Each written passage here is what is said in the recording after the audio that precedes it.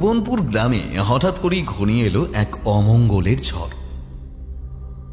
কোনো এক ভয়ানক অপদেবতার আগমন ঘটল সেই গায়ে। প্রতি রাতে গ্রামের যে সকল মানুষেরা গৃহের বাইরে বের হতে লাগলো তারাই নির্মমভাবে মারা যেতে শুরু করল। সেই মৃতদেহগুলি চোখে দেখার মতো নয়, কেউ যেন তাদের দেহের বিভিন্ন অঙ্গ হতে খুবলে খুবলে তুলে খেয়েছে হাড় মাংস। ভুবনপুর গায়ের সাধু বাবা হদিশ দিল মহান সাধক তারানাথ তান্ত্রিকের। ভুবনপুর গ্রামের নিরীহ মানুষেরা তড়িঘড়ি ছুটে এলো ঠাকুর মশাইয়ের কাছে এই সমস্যা থেকে উদ্ধার পেতে। তারানাথ কি সত্যি পারবে ভুবনপুর গ্রামে ঘটে চলা এই নির্মম মৃত্যু মিছিলের হাত থেকে সেই গাঁয়ের মানুষদের রক্ষা করতে? নমস্কার শ্রোতা বন্ধুরা, আজ আপনারা শুনতে চলেছেন লেখক সুরজিৎ ঘোষের কলমে তারানাথ তান্ত্রিকের গল্প ভুবনপুরের ভুলো।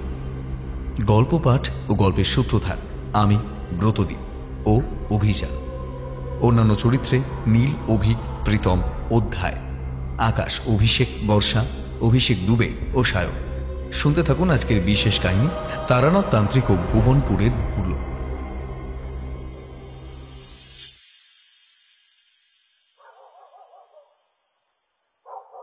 সত্যি ভাই, তোমার এক একখানি আবদার শুনলে আমার এখনো রীতিমতো হাসি পায়। রসিকলালের কথা শুনে দিগন্ত এবার খানিকটা হেসে বলল, কেন ভাই, কি আর এমন আবদার করেছি আমি তোমার কাছে যে তুমি বলছো তোমার রীতিমতো হাসি পাচ্ছে? কোন আবদারের কথা বলছি তুমি বুঝতে পারছো না দিগন্ত? এই যে এতখানি বয়স হলো আমাদের, অথচ তুমি এখনো সেই ছোট বাচ্চাটির মতো যেন রয়ে গিয়েছ। বলি, এমন পূর্ণিমার গভীর রাতে কেউ কি এভাবে ভ্রমণে বের হয়? এই আবদার শুনলে আমার হাসি পাওয়ার কথা নয় বলছো, আর তোমার যত আবদারের সঙ্গী হলাম আমি। এটা তুমি একেবারে যথার্থ বলেছ হে রসিকলাল। সত্যি তুমিই হলে আমার যত আবদারের সঙ্গী। তোমার সাথে আমার যেন আত্মার সম্পর্ক রয়েছে। ওই যে কথা যাকে বলে হরিহর আত্মা, তুমি আর আমি খানিকটা সেই রকমই। আমাদের সেই কোন বাল্যকাল থেকে বন্ধুত্ব, সেই সব পুরনো দিনের কথা মোটেও ভোলার নয়।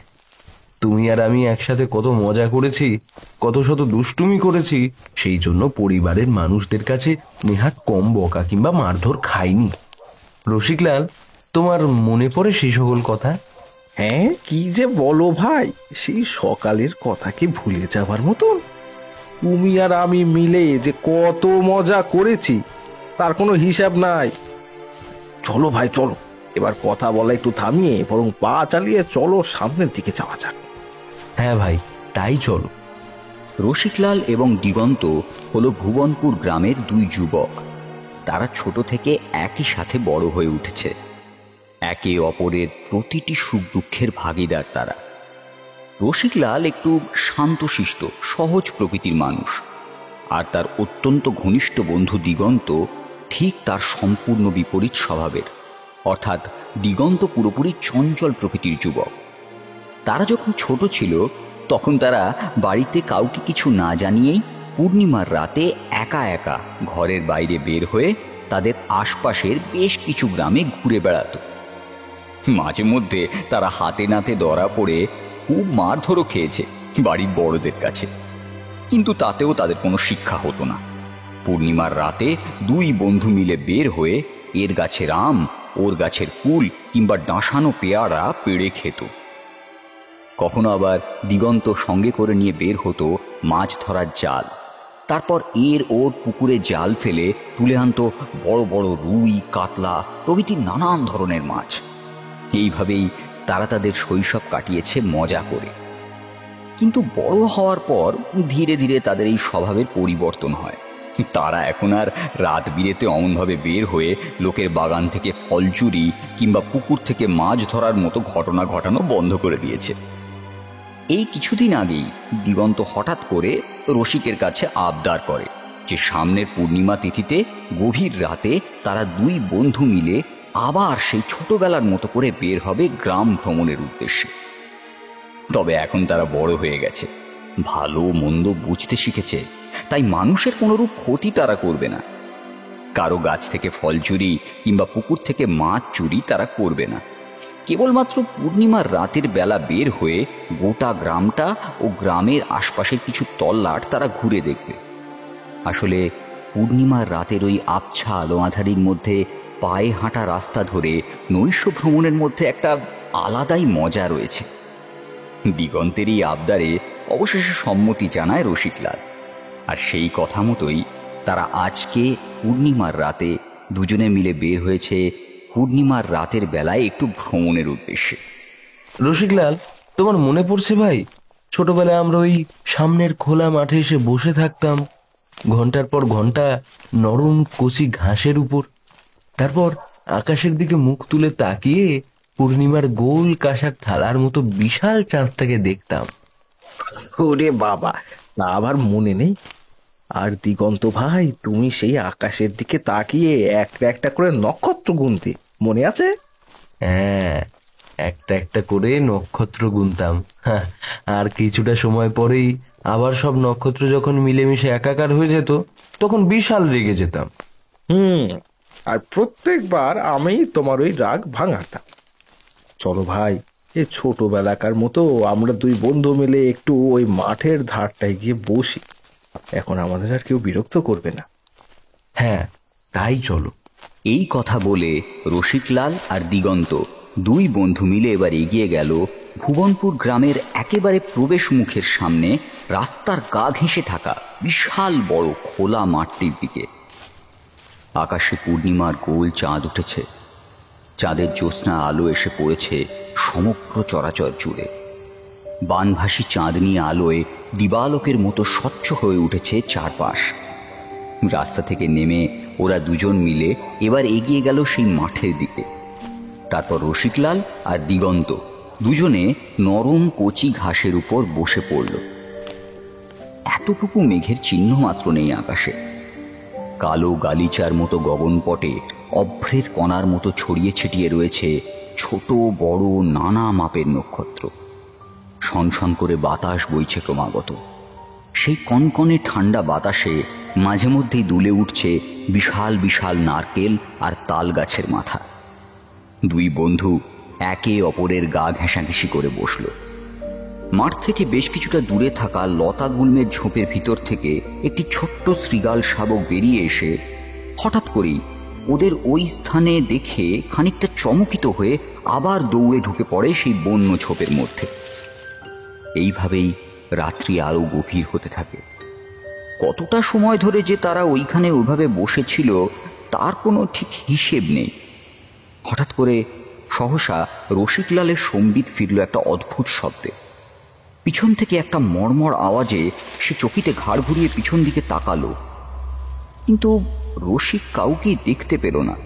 সে দিগন্তর দিকে তাকিয়ে বেশ কৌতূহলের সঙ্গে জিজ্ঞেস করল, আচ্ছা ভাই দিগন্ত, তুমি কি কোনো আওয়াজ শুনতে পেলে? মানে এই মাত্র পিছন থেকে কেমন যেন একটা খড়খড় আওয়াজ আমার কানে এসে ঠেকলো। না না রসিক, নিশ্চয়ই তোমার শুনতে কোথাও ভুল হয়েছে। কই, আমি তো কোনো আওয়াজ শুনতে পেলাম না। কি বলছো ভাই? আমি যে পরিষ্কার শুনলাম, একটা শব্দ কিন্তু হয়েছে। আরে দূর, কি সব উল্টোপাল্টা বলছো বলো দেখি। এখানে পায়ে হাঁটার মতো খড়মড় শব্দ তুমি কোথা থেকে শুনবে? পিছনে ফিরে তাকিয়ে দেখো, এই স্থানে তুমি আর আমি ছাড়া অন্য কেউ কোথাও নেই হে। দিগন্তর কথা শুনে রসিকলাল সত্যি একবার পিছন ফিরে তাকিয়ে দেখল, কিন্তু কোথাও কেউ নেই। যত দূর চোখ যায় তত দূর একেবারে ফাঁকা জনমানবহীন। কেবলমাত্র কুয়াশার মতো একটা পাতলা আস্তরণ যেন নেমে এসেছে রাস্তাঘাটের মাঝখানে। পিছন থেকে মুখ ফিরিয়ে রসিক এবার তাকালো সামনের দিকে। তারপর সে বলল, তাহলে হয়তো তুমি ঠিকই বলছো ভাই, আমারই শোনার ভুল হবে হয়তো। কিন্তু তার সম্পূর্ণ কথা শেষ হওয়ার পূর্বে আবার রসিকের কানের মধ্যে ভেসে এলো সেই রকম এক খর্মর শব্দ। আর এবার শুধুমাত্র রসিক একাই নয়, এই শব্দটা শুনেছে তার বন্ধু দিগন্ত। ওরা দুজনেই প্রায় একসাথে পিছন ফিরে তাকালো। তারপর পিছন পানে তাকাতেই ওরা সচক্ষে যা দেখল তাতে ওদের বুকের মধ্যে যেন বাজ পড়ল পরপর কয়েকবার। মাথা থেকে পা অবধি একটা হাড় হিম করা ঠান্ডা স্রোত সরসর করে নেমে গেল তড়িৎ বেগে।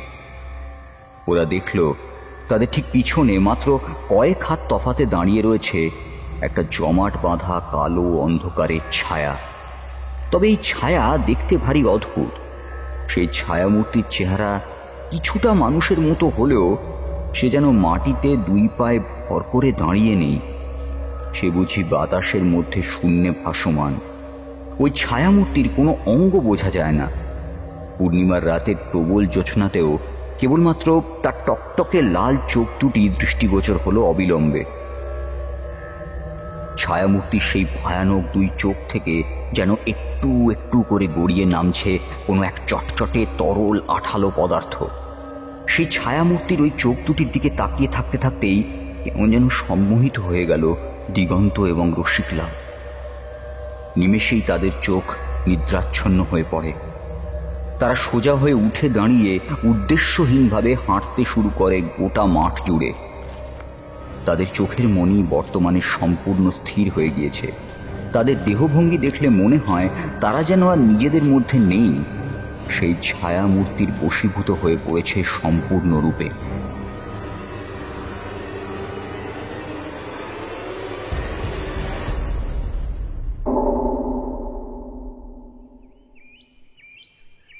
আহারে, ছেলে দুটোকে যে এমন করে কে হত্যা করলো তা স্বয়ং ঈশ্বরই জানেন।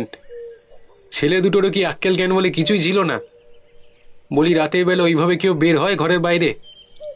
দেখো দেখিনি কেমন করে বেঘরে প্রাণটা হারালো। আমার কি মনে হয় জানিস, কোনো এক পশু হত্যা করেছে এদেরকে। আরে না বলে তুই বল না, এইরকম নির্মম ভাবে কি কেউ কাউকে মারতে পারে? পরের দিন সকালে সূর্যের আলো ফোটা মাত্রই ভুবনপুর গ্রামে ঢোকার মুখে যে বিশাল বড় ফাঁকা মাঠটি রয়েছে তার মধ্যে পাওয়া গেল ভুবনপুর গ্রামের দুই যুবক রসিকলাল আর দিগন্তর মৃতদেহ। মরদেহ দুটিকে কেন্দ্র করে চাঞ্চল্য ছড়িয়ে পড়ল তীর বেগে সমগ্র গ্রাম জুড়ে এবং গ্রামের আশপাশের অঞ্চলে। পরিবারের মানুষেরা হাউমাউ করে কাঁদতে কাঁদতে ছুটে এলো সেই পথে। দেখতে দেখতেই শত শত মানুষের ভিড় জমে উঠল মাঠের চারপাশ ধরে। তবে মৃতদেহগুলো দেখলে সত্যি বুকের কলিজা যেন কেঁপে ওঠে, গলা যেন শুকিয়ে কাঠ হয়ে যায় একেবারে। কেউ যেন নির্মমভাবে ওই দুই যুবকের দেহের বিভিন্ন অংশ থেকে মাংস তুলে তুলে খুবলে নিয়েছে। রসিকলালের একটা চোখের কোটর পুরোপুরি ফাঁকা, সেখান থেকে কেউ যেন তীক্ষ্ণ ধারালো নখের দ্বারা তুলে নিয়েছে চোখের মণি। সেই চোখের খালি কোটর থেকে গড়িয়ে পড়েছে সরু সরু রক্তের ধারা, যা বর্তমানে পুরোপুরিভাবে শুকিয়ে খয়েরি রং ধারণ করেছে। দিগন্তের পেটের বেশ কিছুটা অংশ দুই দিক থেকে পুরোপুরিভাবে চেরা, যার মধ্যে থেকে বেরিয়ে এসেছে সকল নাড়ি ভুঁড়ি। এইসব দৃশ্য চোখে দেখা যায় না মোটে। গাঁয়ের নানা মানুষ নানান ধরনের কথাবার্তা বলল, তবে অধিকাংশ মানুষেরই মতে এই কাজ নাকি কোনো ভয়ানক হিংস্র পশু। না না না, এ কাজ মোটেও কোনো হিংস্র পশুর না। এই কাজ কোনো হিংস্র পশুর হতেই পারে না। জোরে জোরে কথাগুলো বলল সাধু বাবা। ভুবনপুর গ্রামের মানুষ তাদের গ্রামের এই সাধু বাবাকে খুব মানে ও সম্মান করে। ভুবনপুর গাঁয়ের একেবারে শেষ মাথায় পরিত্যক্ত ভাঙা মন্দিরে বেশ কয়েক বছর ধরে থাকেন এই সাধু বাবা।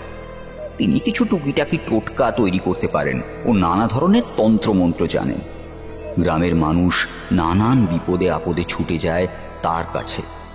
শুধুমাত্র ভুবনপুর গ্রামেই নয়, বহু দূর থেকেও নানা অসহায় মানুষ বিপদে পড়ে ছুটে আসে ভুবনপুর গ্রামে বসবাসকারী এই সাধু বাবার কাছে। মানুষজনের ভিড় ঠেলে সাধু বাবা সেই মৃতদেহ দুটির একেবারে কাছে গিয়ে দাঁড়ালেন। তারপর খানিকটা জোরে জোরে নিঃশ্বাস নিয়ে বাতাসের মধ্যে থেকে কি যেন একটা গন্ধ শুঁকে কথাগুলি বললেন খুব উত্তেজনার সাথে।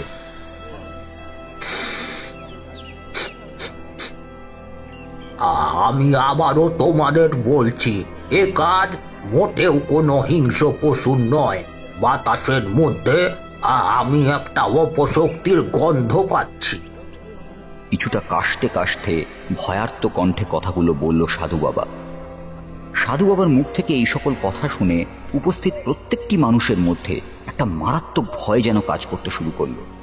একজন মিনমিনে সুরে বলল, এসব এসব আপনি কি বলছেন সাধু বাবা? আমাদের এই ভুবনপুরে কোনো এক ভয়ানক অপশক্তির আগমন ঘটেছে। তবে কি হবে এবার?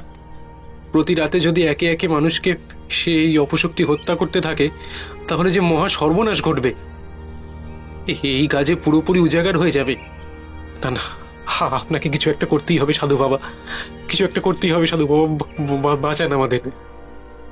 গাঁয়ের সেই নিরীহ বিপদগ্রস্ত মানুষগুলোর মুখের দিকে তাকিয়ে সাধু বাবা এবার আরো কিছুটা কেশে নিয়ে নেতিবাচক ভঙ্গিমায় ডানে বাঁয়ে মাথা দুলিয়ে বলল, না, আমি যেটুকু উপলব্ধি করতে পারছি তাতে এই অপশক্তি অত্যন্ত ক্ষতিকর এবং অনেক ক্ষমতাশালী। এই অপশক্তিকে ধ্বংস করার ক্ষমতা আমার মোটেও নেই। আমি একজন সাধারণ মানুষ মাত্র।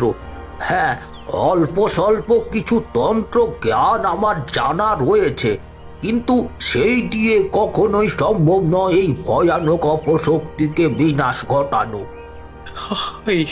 এসব আপনি কি বলছেন সাধু বাবা? তাহলে এই ভয়ানক বিপদ থেকে আমাদের কে উদ্ধার করবে? তোমরা এখনই ঘাবড়ে যেও না। আমি একজন ব্যক্তির সন্ধান জানি যিনি আমাদের এই সমস্যা থেকে উদ্ধার করতে পারবেন। আমি এক্ষুনি তোমাদের তার ঠিকানা বলে দিচ্ছি। তোমরা দ্রুত যাও তার গৃহে। তাকে যেভাবেই হোক, যে করেই হোক আমাদের গ্রাম ভুবনপুরে আনার ব্যবস্থা করো। একমাত্র তিনিই পারবেন আমাদের সমস্ত গ্রামের নিরীহ মানুষদের ওই ভয়ানক অপশক্তির হাত থেকে সুরক্ষা প্রদান করতে। না হলে এই দিগন্ত আর রসিকলালের মতোই সকলের পরিণতি হবে একই। ওই অশুভ শক্তির কবলে পড়ে প্রতিটা মানুষ মারা যাবে নির্মম ভাবে। আপনি বলে দিন সাধু বাবা, কে সেই ব্যক্তি? আমরা গ্রামের মানুষজন মিলে আপনার বলে দেওয়া সেই ঠিকানায় রওনা দেব, তাকে আমাদের গ্রামে নিয়ে আসার জন্য। ভুবনপুরের সেই সাধু বাবা এবার গ্রামবাসীর এই প্রশ্নের উত্তরে বলল, তারানাথ চক্রবর্তী। তবে হ্যাঁ, মানুষ তাকে তারানাথ তান্ত্রিক নামেই চেনে।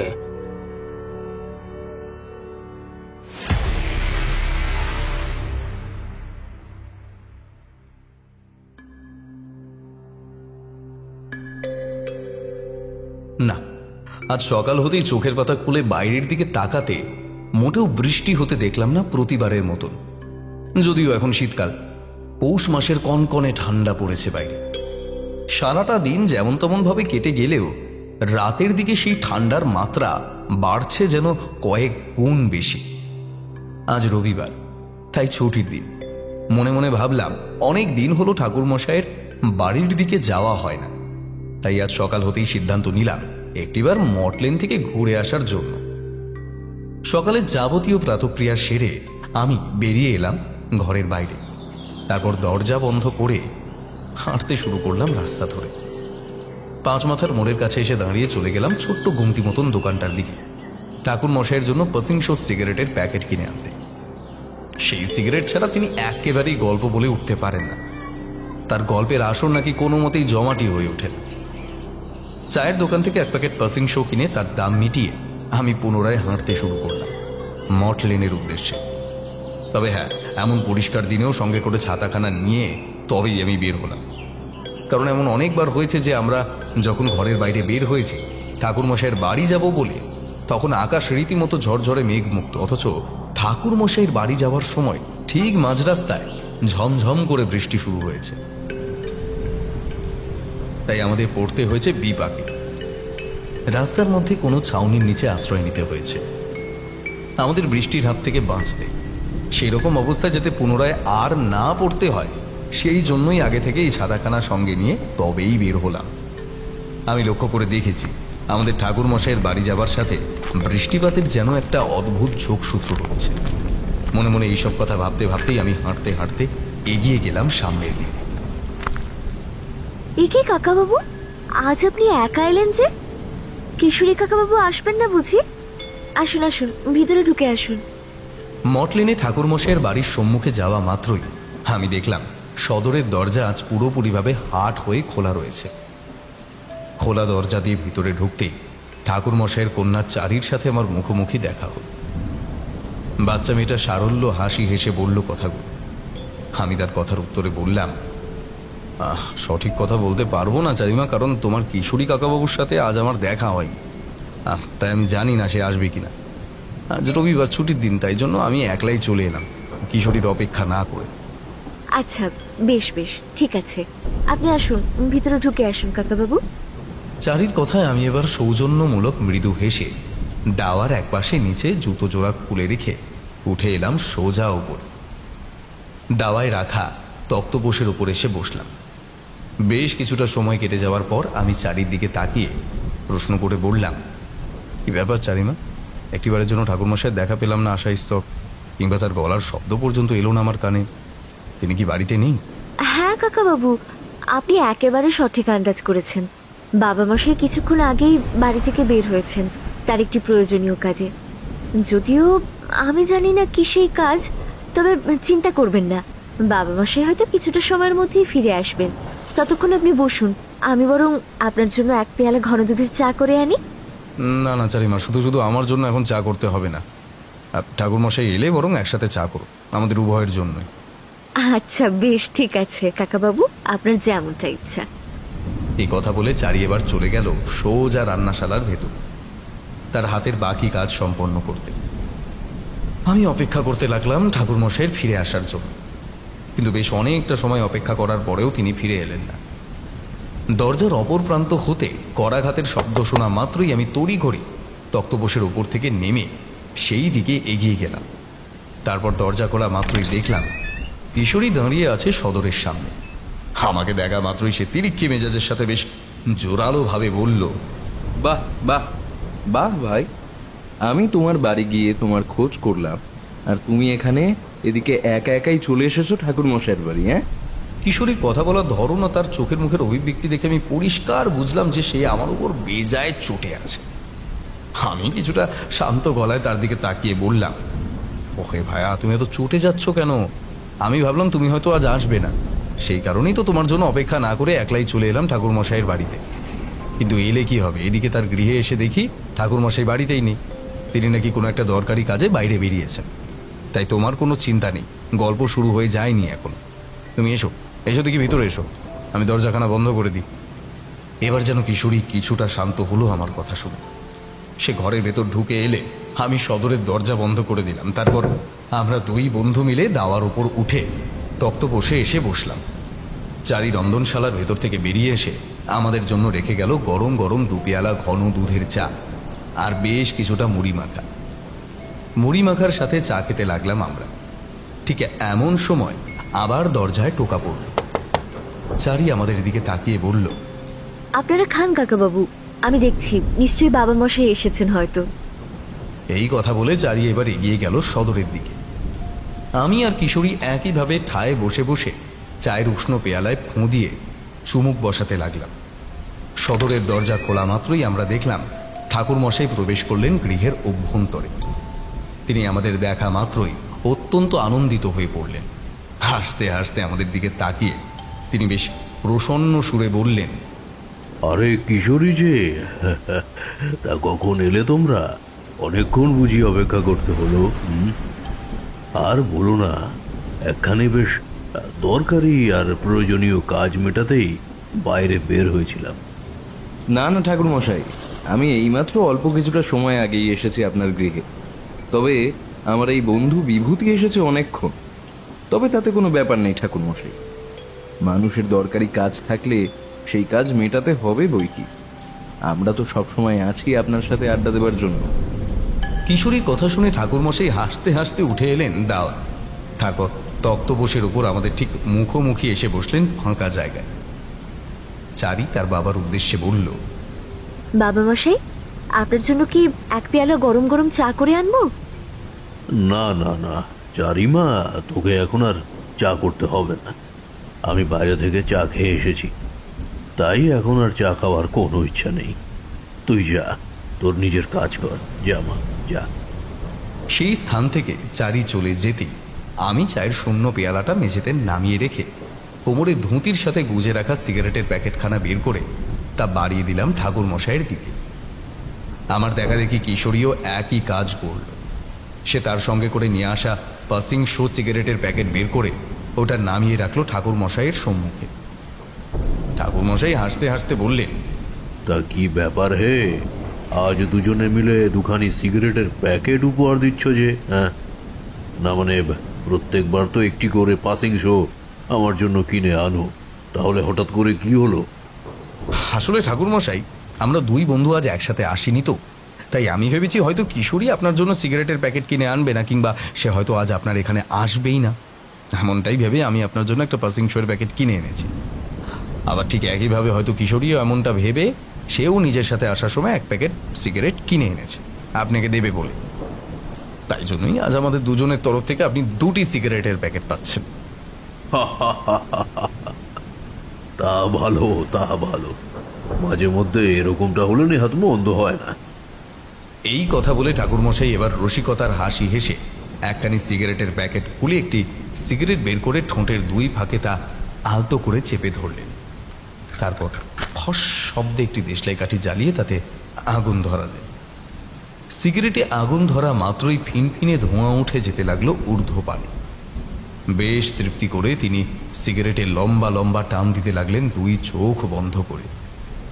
তার সিগারেট খাওয়া সমাপ্ত হলে সিগারেটের অবশিষ্ট ফিল্টারটুকু তিনি ছাইদানি হিসেবে ব্যবহৃত নারকেলের আধ ভাঙা মালায় গুঁজে আমাদের দিকে তাকিয়ে ঠোঁটে পূর্বের মতোই হাসি রেখা বজায় রেখে বললেন, কি হে, এবার তাহলে তোমাদের একখানি বেশ ভালো জমজমাট গল্প বলে শোনাতে হবে, তাই তো?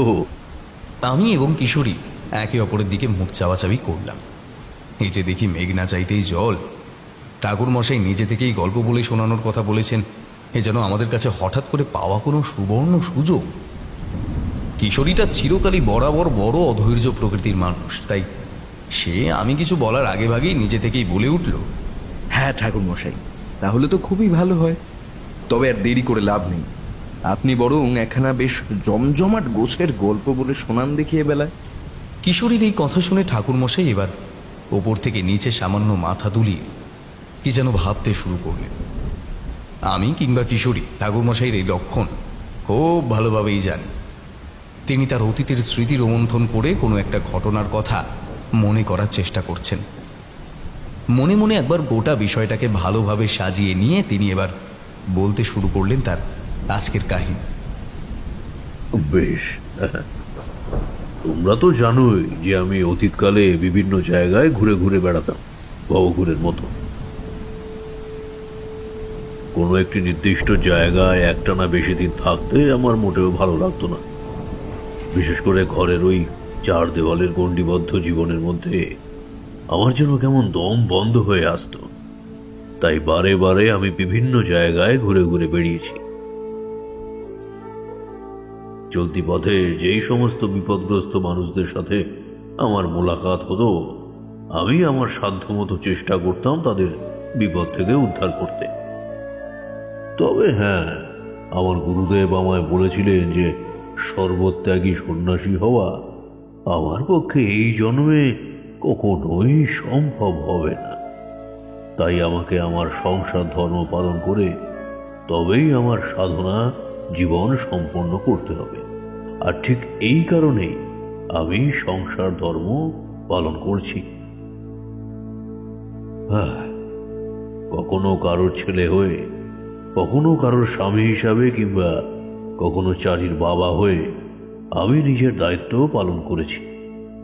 আমার বাড়ির জন্য যখন খুব কষ্ট হতো, মন খারাপ করত, মায়ের কথা বারে বারে মস্তিষ্কে ভেসে উঠত, কিংবা মায়ের সেই হাসি মাখা মুখখানি হৃদয় পটে উদ্ভাসিত হতো, ঠিক তখনই আমি চলে আসতাম আমার বাড়িতে। তারপর বেশ কয়েকদিন একটানা বাড়িতে থেকে আবার ফের নতুন উদ্যমে বেরিয়ে পড়তাম বাইরের জগতে ঘুরে দেখার জন্য। আমি যখন বাড়িতে আসতাম তখন বেশ কিছু বিপদগ্রস্ত মানুষ আমার ঘরে ফেরার কথা শুনে আমাদের ঘরে এসেও হাজির হতো।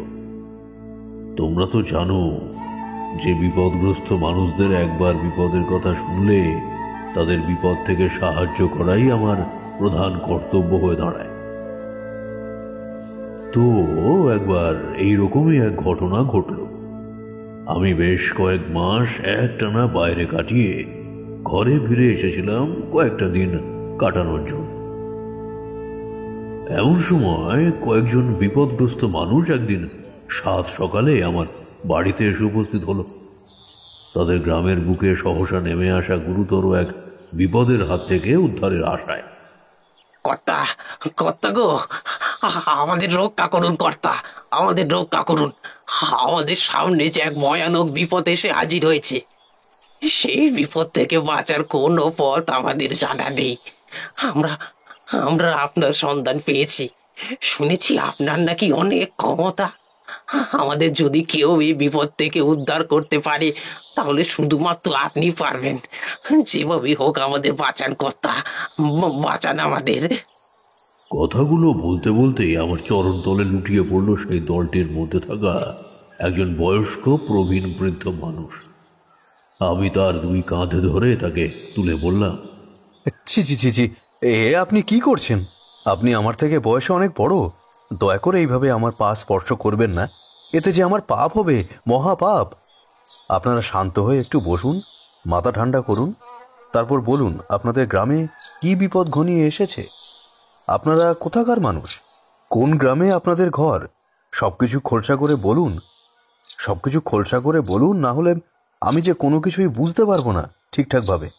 তারা প্রত্যেকেই এবার স্থির হয়ে বসলো দাওয়ায় বিছানো চাটাইয়ের উপর।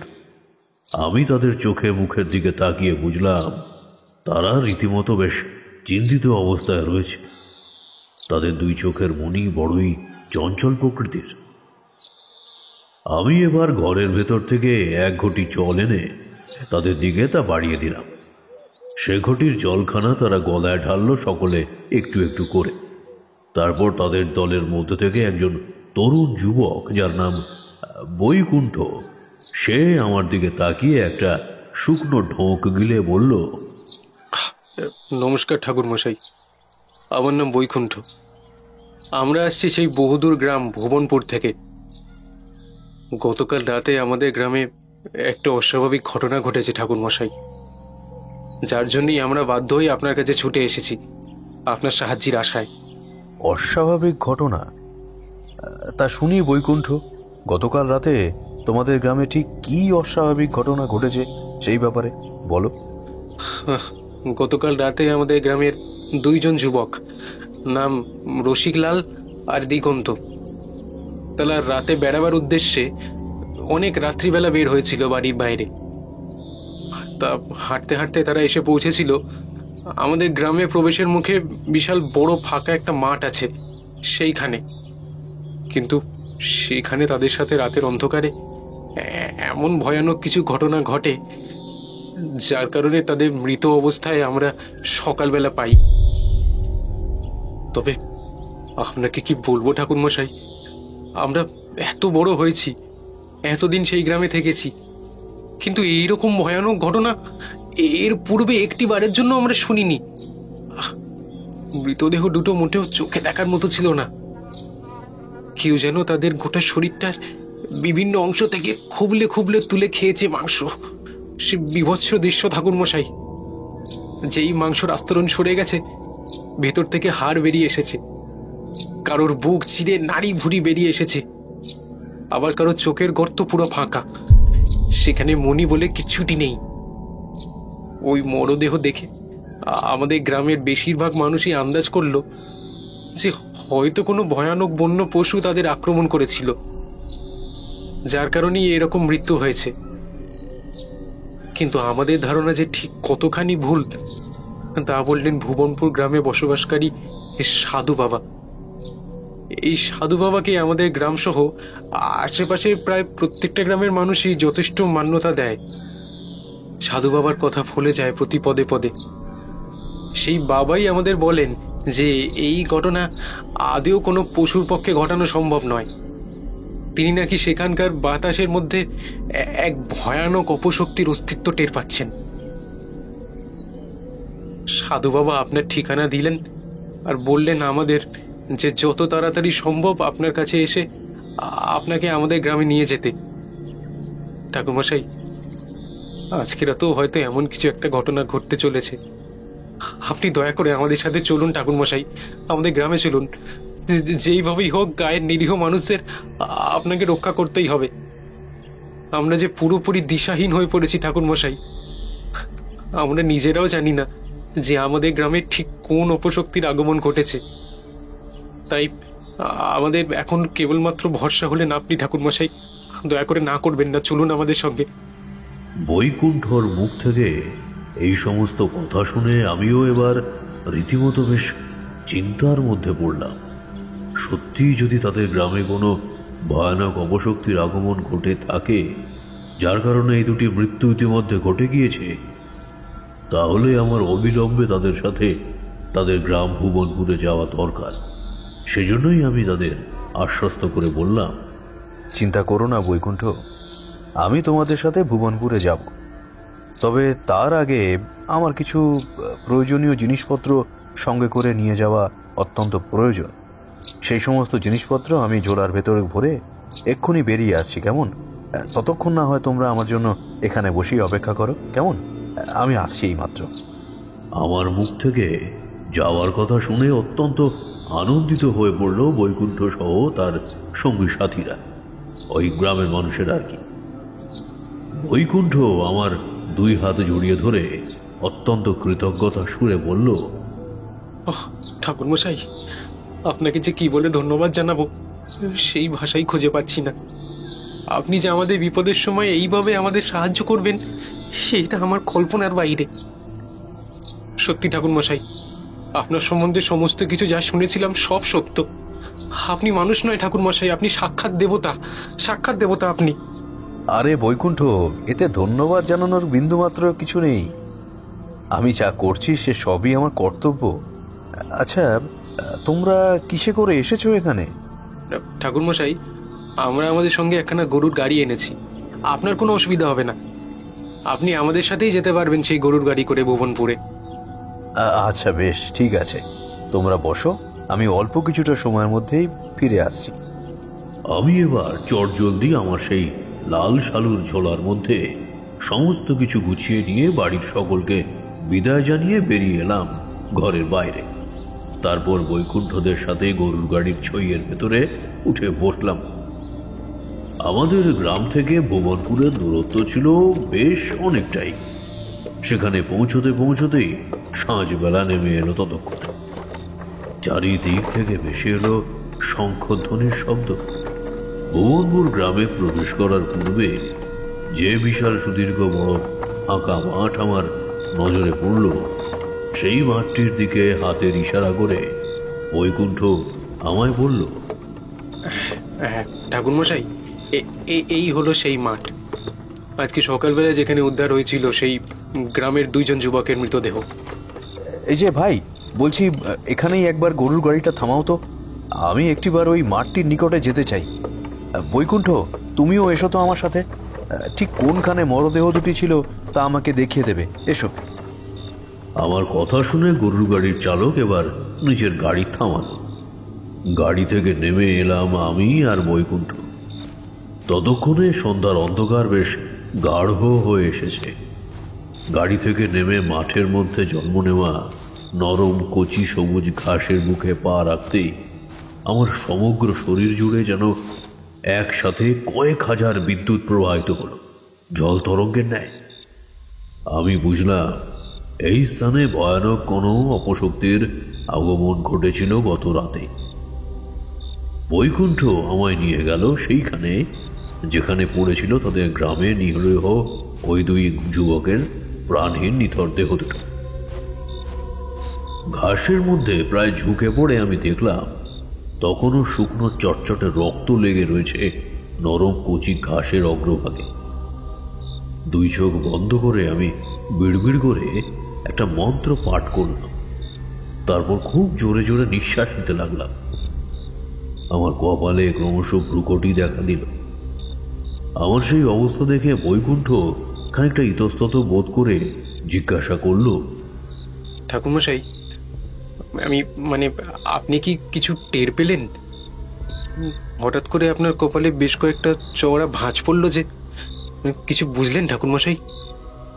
হ্যাঁ বৈকুণ্ঠ, আমি বুঝতে পেরেছি তোমাদের গ্রাম এই ভুবনপুরে আসলে ঠিক কোন ভয়ানক অপশক্তির আগমন ঘটেছে। তবে এইখানে এই ফাঁকা জায়গায় দাঁড়িয়ে আমি সেসব বিষয়ে কোনো আলোচনা করতে চাই না।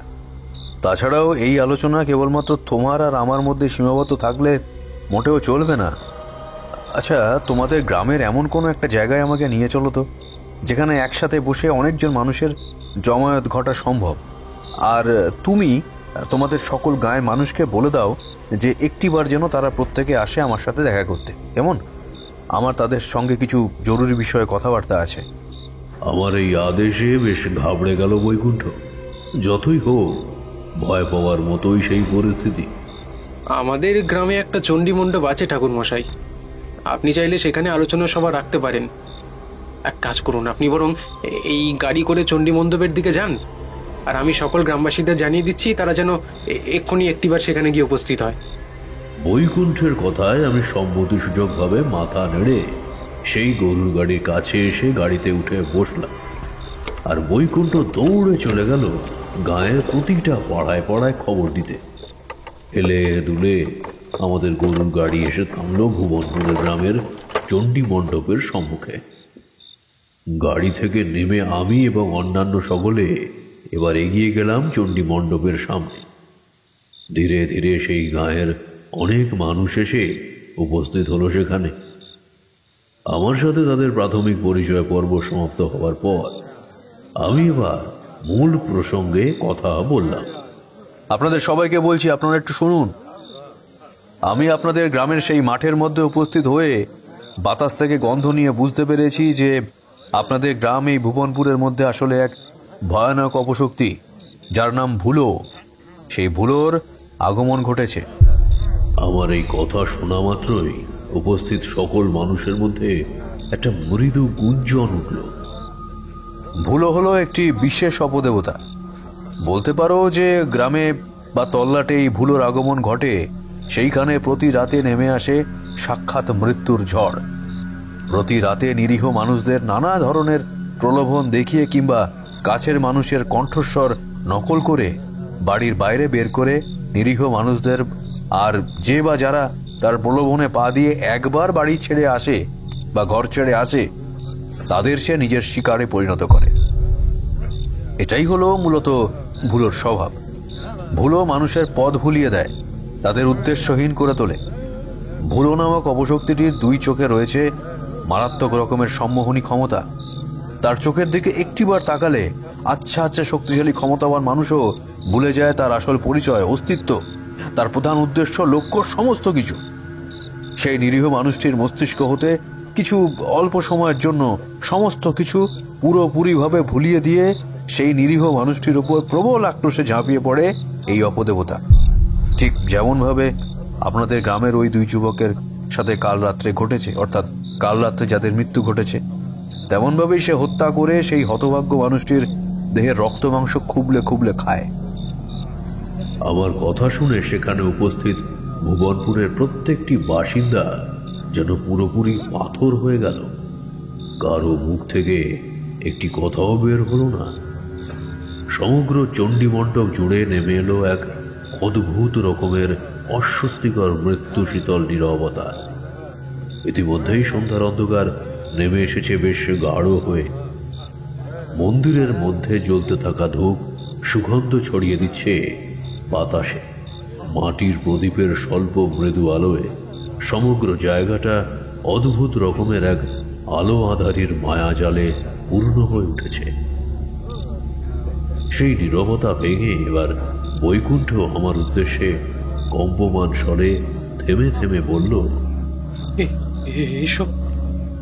এইসব আপনি কি বলছেন ঠাকুর মশাই? আমরা এই ভয়ানক অপশক্তির হাত থেকে বাঁচবো কিভাবে? আচ্ছা, ভুলোকে ধ্বংস করার কোনো কি উপায় নেই? এরপর আমাদের ঠিক কি করণীয়? দেখো বৈকুণ্ঠ, বিষয়টা সত্যিই বড় চিন্তার। তাকে ধ্বংস করার উপায় আমারও সঠিকভাবে জানা নেই। তবে হ্যাঁ, আমি আমার যথাসাধ্য মতো চেষ্টা করব, সে কথা আমি তোমাদের বলতে পারি। এখন তোমাদের করণীয় হলো সতর্ক হওয়া। তোমরা নিজেরা সতর্ক হও, প্রত্যেকটি মানুষকে সতর্ক থাকতে হবে। কেউ কোনো অবস্থাতেই যাতে রাতের বেলায় বের না হয় বাড়ি থেকে, সেটা নিজেদেরকে নিজেরাই দেখতে হবে। সে যার যত প্রয়োজনীয় কাজই থাকুক না কেন, কিংবা কেউ বাইরে থেকে ডাকুক না কেন, রাত্রিবেলা বাড়ির বাইরে বেরোনো যাবে না, কারণ কোনো ডাকে সাড়া দেওয়া চলবে না মোটেও। ঘরের ভিতর ও বাইরে চারপাশে অন্ধকার করে রাখবে না, এতে অশুভ শক্তির প্রকোপ বৃদ্ধি পাবে। রাত্রিবেলায় শোবার সময় সকলে ঈশ্বরকে ডেকে মনে মনে তারপরে শয়ন করবে। যতক্ষণ না ভোরের আলো ফুটছে ততক্ষণ বাড়ি থেকে বেরোবে না। এইভাবে তোমরা সতর্ক থাকবে, সাবধানে থাকবে। সবাইকে বলছি, আমি দেখছি যত তাড়াতাড়ি সম্ভব এই অপশক্তির কোনো একটা ব্যবস্থা করতে পারি কিনা।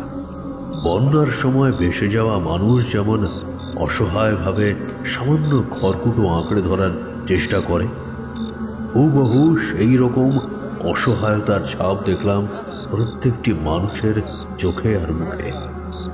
আমি এবার তাদের সান্ত্বনার সুরে বললাম, আরে তোমরা এখনই এত ভয় পেয়ে যেও না। তোমরা বড়রা যদি এত ভীত হয়ে পড়ো, তাহলে তোমাদের বাড়ির ছোট ছোট ছেলে মেয়েগুলোর কি অবস্থা হবে একবার ভেবে দেখেছো? হ্যাঁ, বাড়ির ছোটদের ভুলেও এইসব কথা বলো না, তাহলে তারা ভীষণ রকমের ভয় পেয়ে যাবে। তাদের আগলে রাখার দায়িত্ব তোমাদের, অর্থাৎ পরিবারের বড় অভিভাবকদের। যাও, আমার যা বলার ছিল আমি সবকিছুই তোমাদের বলে দিয়েছি। ঠিক যেমনটা করতে বললাম তেমনটাই করো।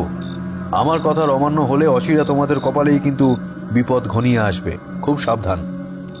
এরপর একে একে সকলে চণ্ডী মণ্ডপ ছেড়ে চলে গেল যে যার ঘরের পানে।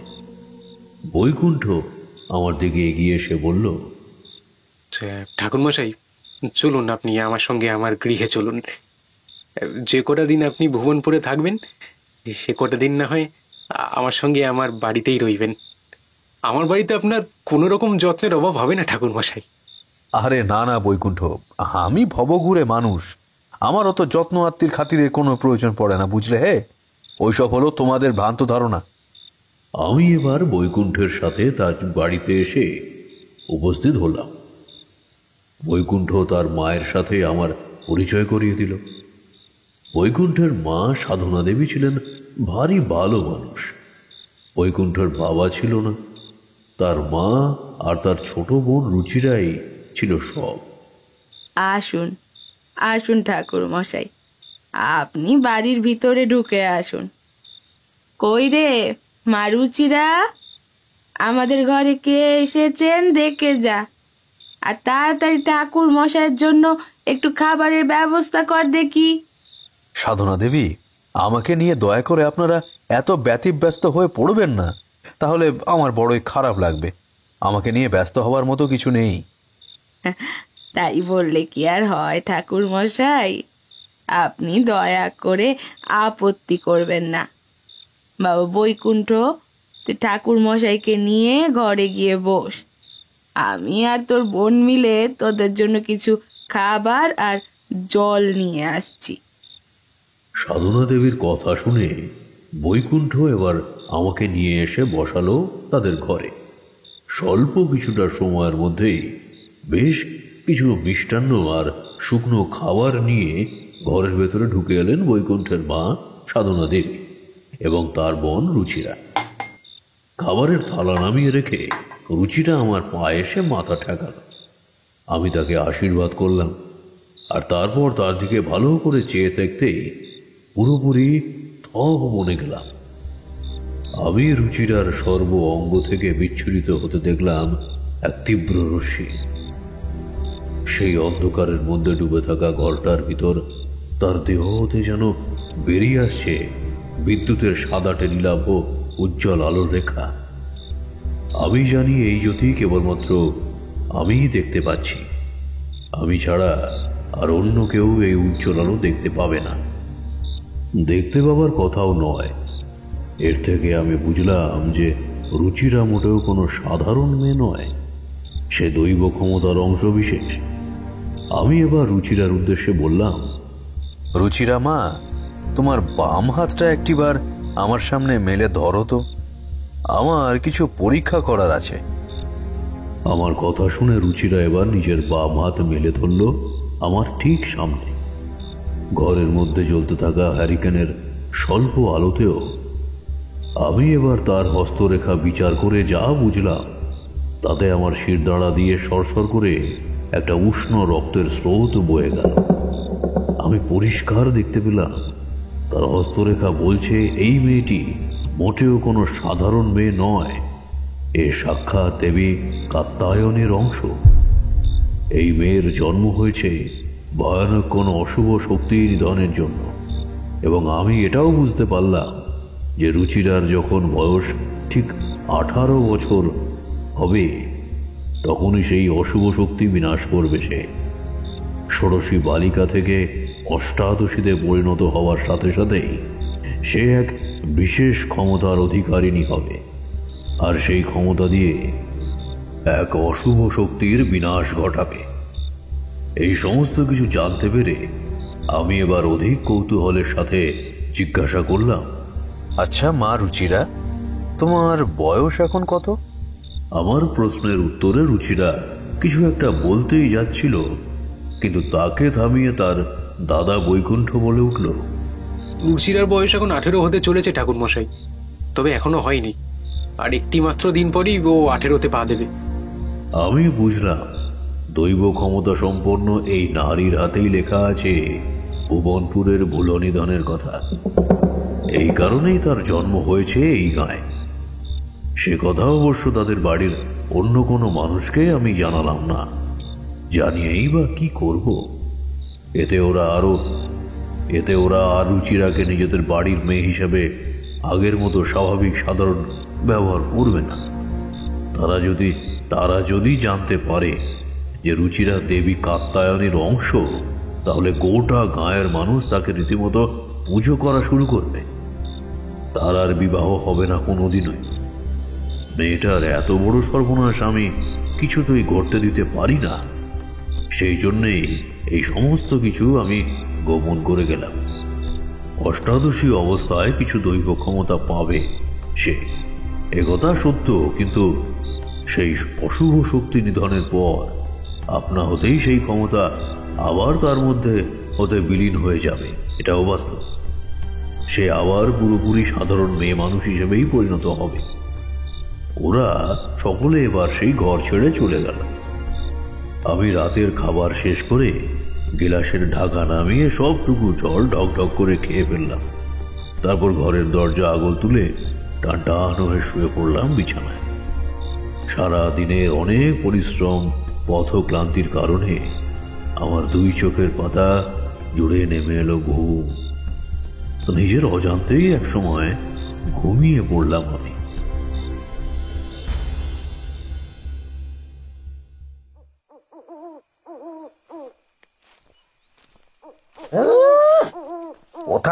কোথা থেকে এক ব্রাহ্মণ পুরোহিত এসে বলল যে রাতের বেলায় কেউ যেন বাইরে বের না হয়, আর অমনি তার কথা শুনে ওই হাড় হাবাতের দলগুলো বাইরে বেরোনো বন্ধ করে দিল।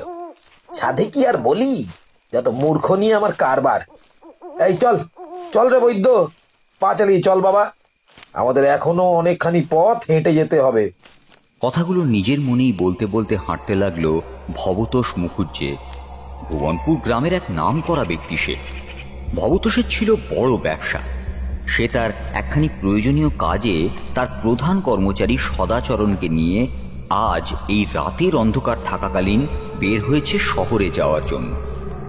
তাদের সাথে আজ আর কোনো লাঠিয়াল বের হয়নি বাড়ির বাইরে, কারণ লাঠিয়ালের দল পরিষ্কারভাবে কর্তাকে জানিয়ে দিয়েছে যে রাতের বেলায় তারা তাদের বাড়িতেই থাকবে, কোথাও বের হবে না। যতই হোক প্রাণের ভয় সকলেরই আছে। তাদের গ্রাম অর্থাৎ ভুবনপুরে নাকি কোনো এক অপদেবতার আগমন ঘটেছে।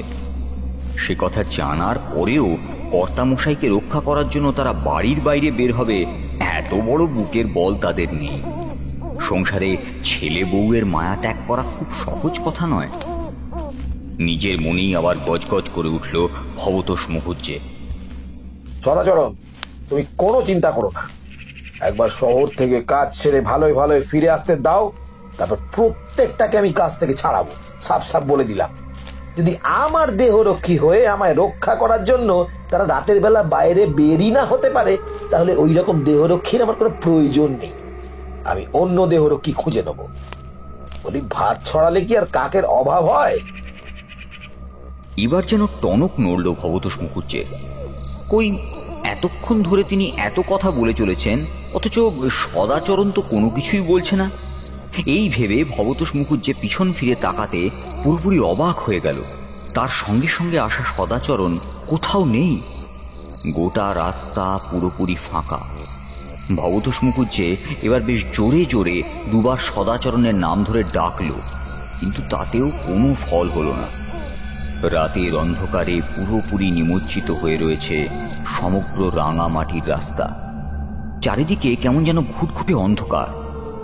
এদিক ওদিক থেকে এক টানা ভেসে আসছে ঝিঝি পোকার ডাক। মাটির রাস্তার উপর পাশের কলা বাগান থেকে কলা গাছের দল যেন ঝেঁপে নেমে এসেছে। এবার গাটা কেমন ছমছম করে উঠল ভবতোষ মুখুজ্জের। তার মনে হলো নিশ্চয়ই সদাচরণের সাথে ভয়ানক কোনো বিপদ ঘটেছে, আর সেই বিপদ এবার ধেয়ে আসছে তারই দিকে। ভবতোষ মুখুজ্জে ধুতির কোঁচা সামলে নিয়ে এবার ঊর্ধ্বশ্বাসে দৌড়াতে শুরু করলো দিক বিদিক জ্ঞান শূন্য অবস্থায়। কিন্তু ভুবনপুরের ভুলোর হাত থেকে বাঁচা অতই কি আর সহজ?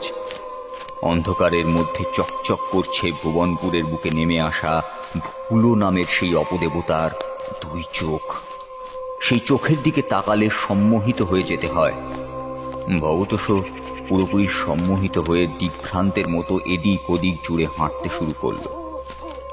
আর তার পরদিন ভোরের আলো ফুটতেই ভুবনপুর গ্রামের রাস্তা থেকে উদ্ধার করা হলো একসাথে দুটি মৃতদেহ, একটি সদাচরণের আর একটি ভবতোষ মুখুজ্জের।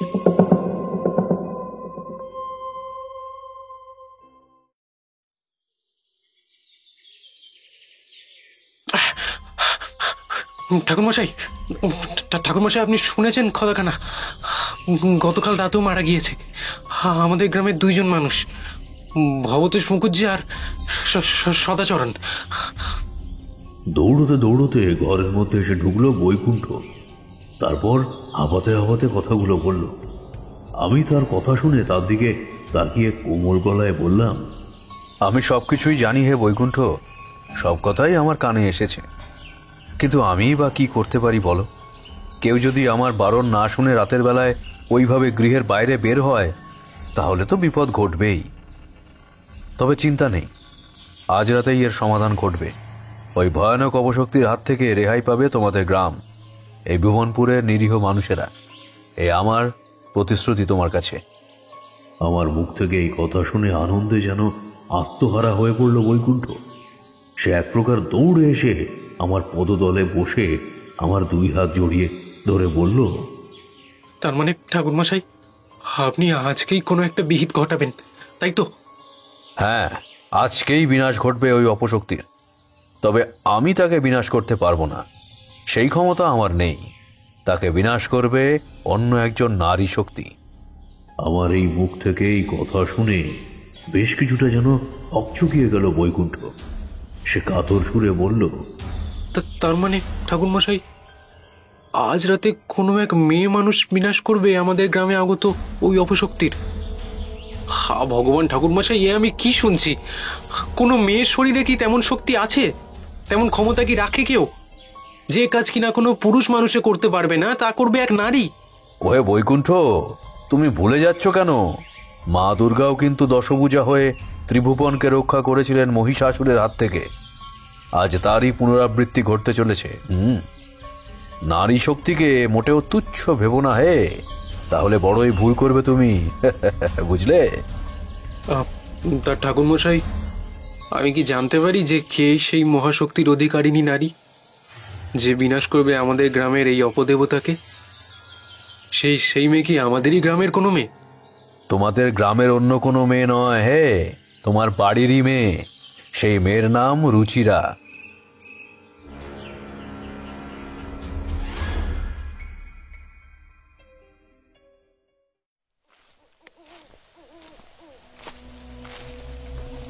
চারিদিক জুড়ে কেবলই ঘুটঘুটে অমাবস্যার গভীর রাতের মতো অন্ধকার।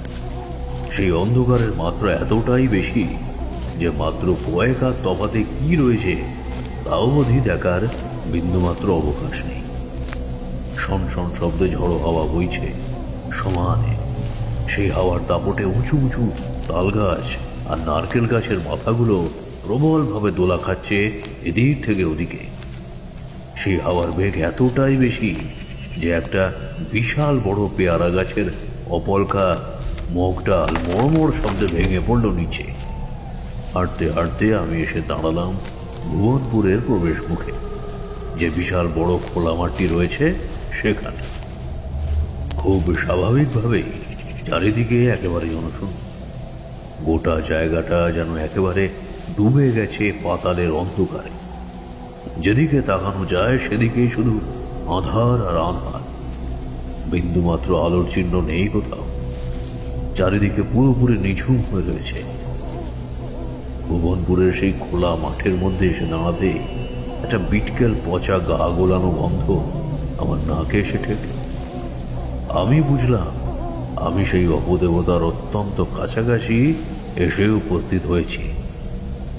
কিছুক্ষণের মধ্যেই আমার ধারণা সঠিক বলে প্রতিপন্ন হলো। দেখলাম সেই সুগাঢ় আদিমতম অন্ধকারের মধ্যে দপ করে সহসা জ্বলে উঠল দুটি অদ্ভুত ক্ষুদ্র অগ্নিবলয়ের ন্যায় আলোর বৃত্ত। এক ঝলক দেখেই বুঝলাম ওই দুটোই হলো আসলে ওলোর দুই চোখ। সেই চোখের দিকে মাত্র কিছুক্ষণ একভাবে তাকিয়ে থেকে আমিও পুরোপুরিভাবে সম্মোহিত হয়ে পড়লাম। আমি চোখের সামনে দেখতে পাচ্ছি সেই ভয়ানক অপদেবতা একটু একটু করে বাতাসে ভাসমান অবস্থায় ক্রমে এগিয়ে আসছে আমার দিকে। অথচ আমি বিন্দুমাত্র পালানোর চেষ্টা করছি না তার থেকে, কিংবা তাকে প্রতিহত করার সামান্যতম চেষ্টা করতে পারছি না। সে যেন পুরোপুরিভাবে আমার দেহের উপর নিয়ন্ত্রণ বিস্তার করেছে।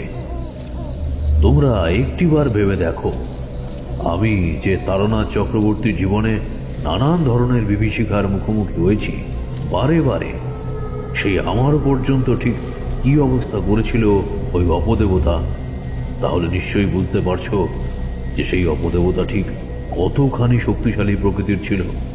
আরে বাবা, সাংঘাতিক ঘটনা।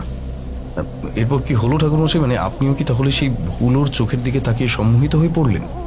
হায় ভগবান, এরপর তাহলে কি ঘটলো? সেই অপদেবতা কি আপনার নিকটে এগিয়ে এসে আপনার উপর ঝাঁপিয়ে পড়লো নাকি? না, ঝাঁপিয়ে পড়লো না, তবে পড়তেই যাচ্ছিল। ঠিক সেই মুহূর্তে আমার পিছু পিছু আসা বৈকুণ্ঠের ভগিনী রুচিরা হাতের মুঠোয় শক্ত করে ধরে রাখা ত্রিশূলখানি সজোরে সে বিদ্ধ করলো সেই অপশক্তির পিছন থেকে দৌড়ে এসে।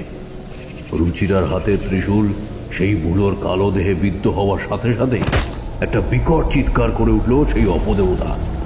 তার সেই গগন বিদারী বিকট চিৎকারে যেন সমস্ত গাছপালা, ঘরবাড়ি, পায়ের তলার মাটি থরথর করে কেঁপে উঠল ভূমিকম্পের ন্যায়।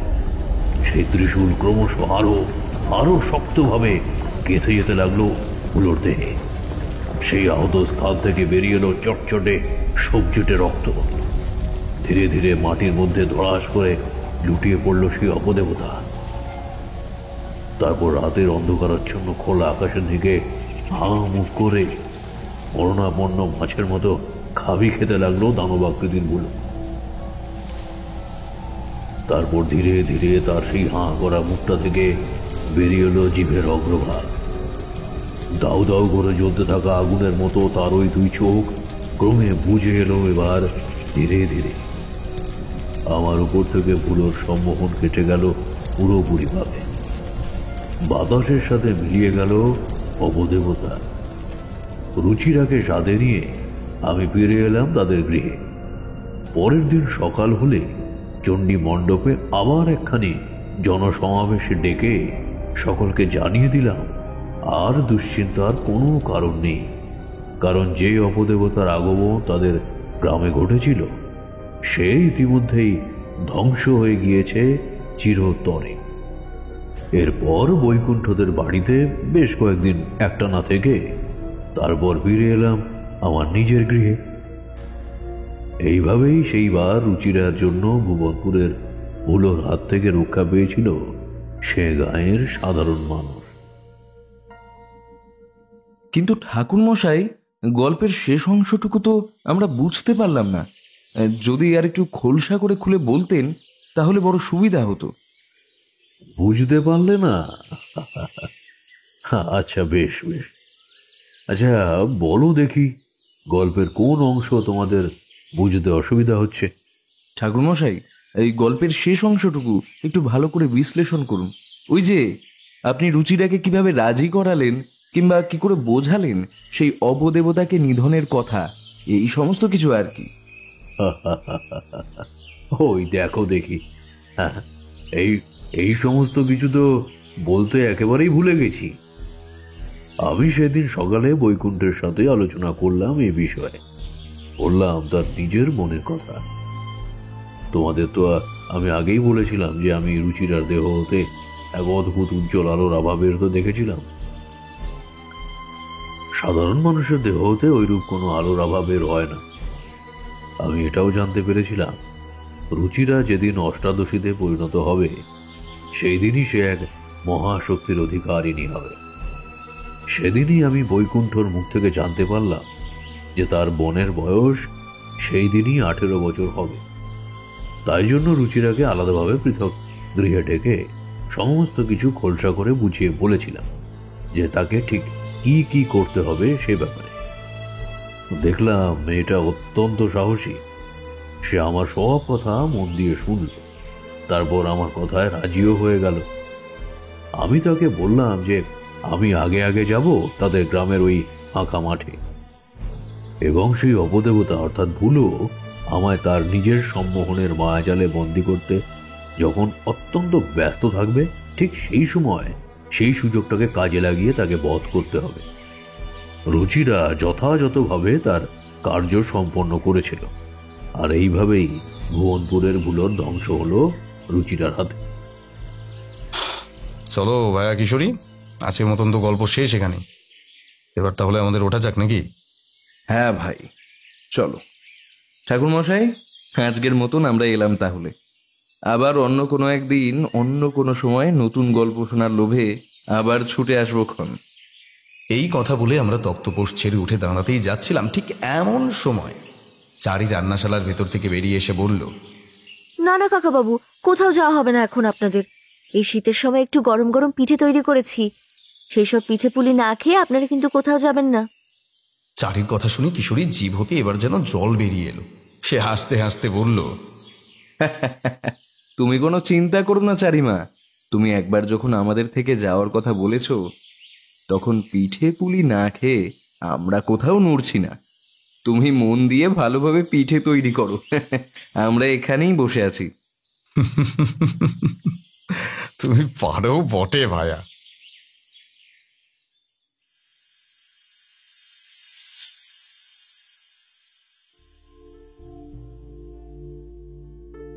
শুনছিলেন লেখক সুরজিৎ ঘোষের কলমে তারানাথ তান্ত্রিকের গল্প ভুবনপুরের ভুলো। সম্পাদনা এবং কাস্টিংয়ে সৌরভ এবং মেঘনা। পরিচালনা এবং ভিডিওর ভিজুয়াল এফেক্টসে সৌরভ। এডিটিংয়ে সায়ুর। পোস্টার ডিজাইনে কৃষ্ণেন্দু মণ্ডল। আমাদের গল্পগুলি ভালো লেগে থাকলে লাইক করে দেবেন এবং আপনার মূল্যবান মতামত কমেন্ট করে জানাতে ভুলবেন না। আরও নতুন নতুন গল্প শুনতে চ্যানেলটি সাবস্ক্রাইব করে পাশে থাকা বেল আইকনটি প্রেস করে দেবেন, যাতে নতুন কোনো গল্প এলে তার নোটিফিকেশন সরাসরি সবার আগে পৌঁছে যায় আপনার কাছে। শুনতে থাকুন মিডনাইট।